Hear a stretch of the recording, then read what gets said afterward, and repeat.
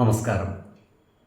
വേദാംഗ ജ്യോതിഷത്തിലെ അമൂല്യമായ അറിവുകളും ആധ്യാത്മിക ജ്ഞാന ഉപദേശങ്ങളും പകർന്നു തരുന്ന പ്രശാന്തം ആസ്ട്രോ ചാനലിലേക്ക് ഏവർക്കും സ്വാഗതം.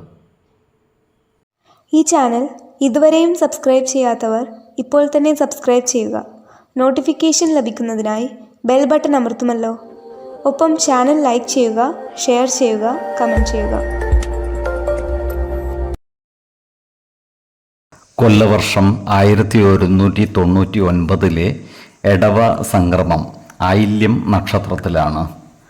എടവം 1-ാം തീയതിയിലെ ഗ്രഹനില അനുസരിച്ച് മേടം രാശിയിൽ ബുധനും ശുക്രനും, എടവത്തിൽ സർവേശ്വരകാരകനായ വ്യാഴവും ആദിത്യനും, കർക്കിടകത്തിൽ ഗുളികനും, ചിങ്ങം രാശിയിൽ ചന്ദ്രനും, കന്നിയിൽ കേതുവും, കുംഭം രാശിയിൽ ശനിയും, മീനത്തിൽ കുജനും രാഹുവും സ്ഥിതി ചെയ്യുന്നു. അശ്വതി നക്ഷത്രത്തിൽ ജനിച്ചവർക്ക് എടവമാസം പൊതുവെ ഗുണദോഷ സമ്മിശ്രമായിരിക്കും. ഈ നക്ഷത്രക്കാരുടെ വരുമാനത്തിൽ വർധനവ് ഉണ്ടാകുന്നതാണ്. എങ്കിലും അതിനനുസരിച്ചുള്ള ചിലവുകളും വർദ്ധിച്ചു വരുന്നതാണ്. അതിനാൽ സാമ്പത്തിക കാര്യങ്ങൾ കൈകാര്യം ചെയ്യുമ്പോൾ അതീവ ശ്രദ്ധ പുലർത്തുന്നത് ഗുണകരമായിരിക്കും. വരവ് ചെലവ് കണക്കുകൾ കൃത്യമായി സൂക്ഷിക്കുന്നതും അനാവശ്യ ചിലവുകൾ നിയന്ത്രിച്ച് നിർത്തുന്നതും നല്ലതാണ്. ഈ നക്ഷത്രക്കാർക്ക് മാസത്തിൻ്റെ ആദ്യ ദിനങ്ങളിൽ വളരെ ശുഭകരങ്ങളായ അനുഭവങ്ങൾക്ക് സാധ്യതകൾ കാണുന്നുണ്ട്. ജീവിത പങ്കാളികളുമായി ചില അഭിപ്രായ ഭിന്നതകൾ വന്നുചേരുവാനുള്ള സാധ്യതകളും കാണുന്നു. അതിനാൽ എല്ലാ കാര്യങ്ങളും ജീവിത പങ്കാളികളുമായി തുറന്നു പറയുകയും പ്രധാന കാര്യങ്ങളിൽ തീരുമാനമെടുക്കുമ്പോൾ അവരുടെ അഭിപ്രായ നിർദ്ദേശങ്ങൾക്ക് അർഹമായ പരിഗണനകൾ നൽകി മുന്നോട്ട് നീങ്ങുന്നതും ഗുണകരമായിരിക്കും. സ്നേഹപൂർവമായ ഇടപെടലുകളിലൂടെയും സംഭാഷണങ്ങളിലൂടെയും കുടുംബ ജനങ്ങളുടെ ഇഷ്ടം നേടിയെടുക്കുവാൻ പരമാവധി പരിശ്രമിക്കേണ്ടതുമാണ്. പരസ്യങ്ങളുമായി ബന്ധപ്പെട്ട് പ്രവർത്തിക്കുന്നവർക്ക് സാമ്പത്തിക നേട്ടം കൈവരിക്കുന്നതിന് സാധിക്കുന്നതുമാണ്. അതുപോലെ വീട്ടുവേലക്കാരിൽ നിന്നും മറ്റും പെരുമാറ്റ ദൂഷ്യങ്ങൾ ഉണ്ടാകുവാനുള്ള സാധ്യതകൾ കാണുന്നുണ്ട്. മറ്റുള്ളവർക്കെതിരെ ചില ആരോപണങ്ങൾ ഉന്നയിക്കുവാനുള്ള പ്രവണതകളും ഈ നക്ഷത്രക്കാർ കാണിക്കുവാൻ ഇടയുണ്ട്. അത്തരം സന്ദർഭങ്ങളിൽ ആത്മസംയമനം പാലിച്ചു മുന്നോട്ട് നീങ്ങേണ്ടതുമാണ്. ഏതൊരു കാര്യം ചെയ്യുമ്പോഴും 2 വട്ടം ആലോചിച്ചു പ്രവർത്തിക്കുന്നതാണ് ഗുണകരമാവുക. 5, 14, 26 തീയതികൾ അനുകൂലമാണ്. ഭരണി നക്ഷത്രത്തിൽ ജനിച്ചവർക്ക് എടവമാസം പൊതുവെ ഗുണദോഷ സമ്മിശ്രമായിരിക്കും. ഈ നക്ഷത്രക്കാരായ ബിസിനസ്സുകാർക്കും വ്യാപാരികൾക്കും കച്ചവടത്തിൽ പുരോഗതി ഉണ്ടാകുന്നതാണ്. കാലത്തിനനുസരിച്ച മാറ്റങ്ങൾ വ്യാപാര രംഗത്ത് കൊണ്ടുവരുന്നതിനായി ഇവർക്ക് സാധിക്കുന്നതുമാണ്. അതുപോലെ പുതിയ വ്യാപാര സ്ഥാപനങ്ങളും മറ്റും തുടങ്ങുന്നതിനും അനുകൂലമായ കാലമാണ്. ഈ നക്ഷത്രക്കാർ അവരുടെ കുടുംബ കാര്യങ്ങളിൽ സജീവമായി ഇടപെടുന്നതായി കാണാം.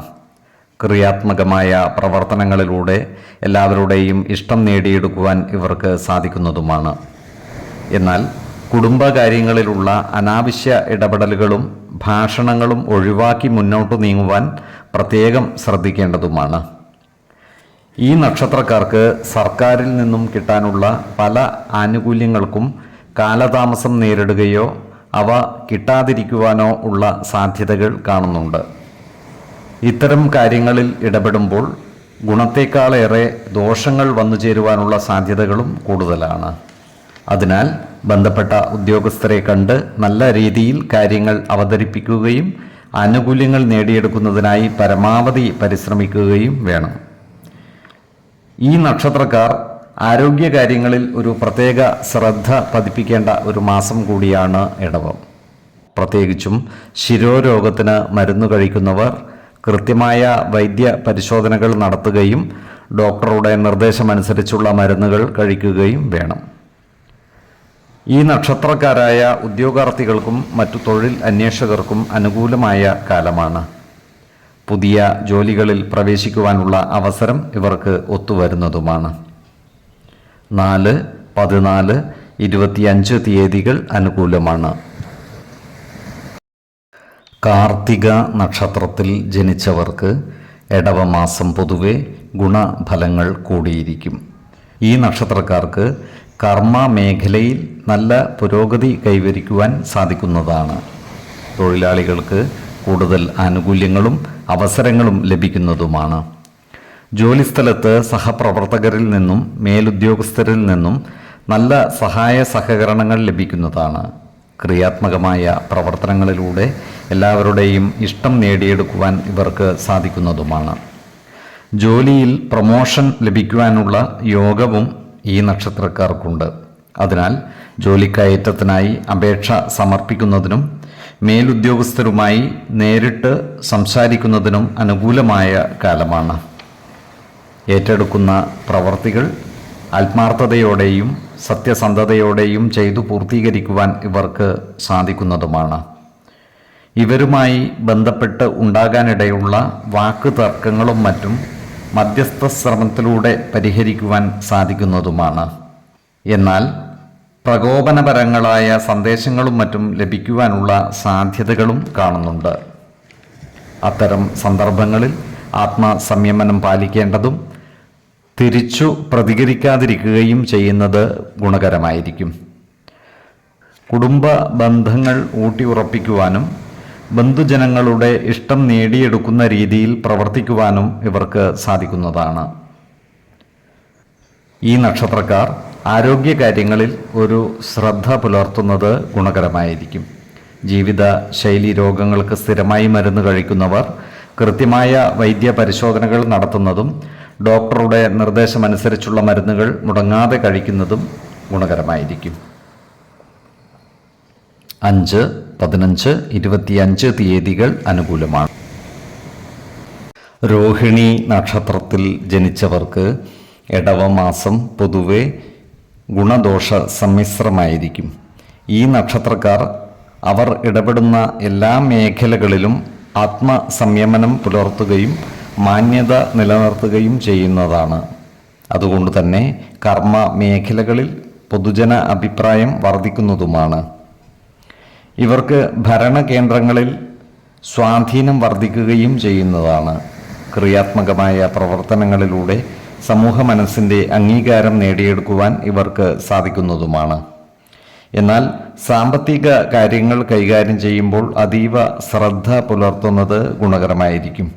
കടബാധ്യതകൾ വന്നു ചേരുവാനുള്ള സാധ്യതകളും കാണുന്നുണ്ട്. അതിനാൽ വരവ് ചെലവ് കണക്കുകൾ കൃത്യമായി സൂക്ഷിക്കുകയും അമിത ചിലവുകൾ നിയന്ത്രിച്ച് നിർത്തുകയും വേണം. അതുപോലെ ഈ നക്ഷത്രക്കാർക്ക് ജോലി സ്ഥലത്ത് അപ്രതീക്ഷിതമായ ചില പ്രശ്നങ്ങളെ അഭിമുഖീകരിക്കേണ്ടതായി വരുവാനിടയുണ്ട്. ഇത്തരം പ്രശ്നങ്ങൾ പരിഹരിക്കുന്നതിനായി മുന്നിട്ടിറങ്ങി പ്രവർത്തിക്കേണ്ടതാണ്. അല്ലാത്ത പക്ഷം ജോലിയിൽ സസ്പെൻഷൻ വരെ വന്നു ചേരുവാനുള്ള സാധ്യതകളും കാണുന്നുണ്ട്. അതിനാൽ സഹപ്രവർത്തകരോടും മേലധികാരികളോടും നല്ല രീതിയിൽ പെരുമാറുകയും എല്ലാവരുടെയും ഇഷ്ടം നേടിയെടുക്കുവാൻ പരമാവധി പരിശ്രമിക്കുകയും വേണം. കുടുംബജനങ്ങളുമായും സുഹൃത്തുക്കളുമായും നല്ല സ്നേഹബന്ധം നിലനിർത്തുവാൻ ഇവർക്ക് സാധിക്കുന്നതുമാണ്. അവരുടെ കാര്യങ്ങൾക്കായി എന്ത് ത്യാഗവും സഹിച്ചു പ്രവർത്തിക്കുവാനും ഇവർ തയ്യാറായെന്നും വരും. അതുകൊണ്ട് തന്നെ അസൂയ മനോഭാവത്തോടെ പെരുമാറുന്നവരുടെ എണ്ണം കൂടുവാനുള്ള സാധ്യതകളും കാണുന്നുണ്ട്. അത്തരക്കാരെ തിരിച്ചറിഞ്ഞാൽ അവരുമായി നല്ല സൗഹൃദം നിലനിർത്തി മുന്നോട്ട് നീങ്ങേണ്ടതുമാണ്. 2, 12, 24 തീയതികൾ അനുകൂലമാണ്. ഈ നക്ഷത്രക്കാർ ജനിച്ച സമയത്തെ അടിസ്ഥാനമാക്കിയുള്ള ജാതകത്തിലെ ലഗ്ന രാശിയുടെയും ലഗ്ന അധിപന്റെയും സ്ഥിതിയും ശുഭ പാപ ഭാവങ്ങളുടെ സ്ഥിതിയും ഓരോ രാശിയിലെയും ഗ്രഹങ്ങളുടെ സ്ഥിതിയും അനുസരിച്ച് ഇവരുടെ പൊതുഫലത്തിൽ ഏറ്റക്കുറച്ചിലുകൾ ഉണ്ടാകുവാനിടയുണ്ട്. കുടുംബ ദേവതകളെയും ഇഷ്ട ദേവതകളെയും ഉപാസിക്കുന്നത് ഇവർക്ക് ആയുരാരോഗ്യ സൗഖ്യമേകും. ഇഷ്ടദേവതാ മന്ത്രം 108 തവണ ദിനംതോറും ലിഖിത ജപം ചെയ്തു വരുന്നത് ഇവർക്ക് സർവ ഐശ്വര്യങ്ങളുമേകും. നല്ല വ്യക്തി സാധനകളോടെയും ഉപാസനകളോടെയും മുന്നേറിയാൽ സർവേശ്വരാനുഗ്രഹത്താൽ ഇവരുടെ സർവകാര്യങ്ങളും മംഗളകരമാകും. നന്ദി, നമസ്കാരം. ജ്യോതിഷരത്നം പ്രശാന്ത് കണ്ണോം.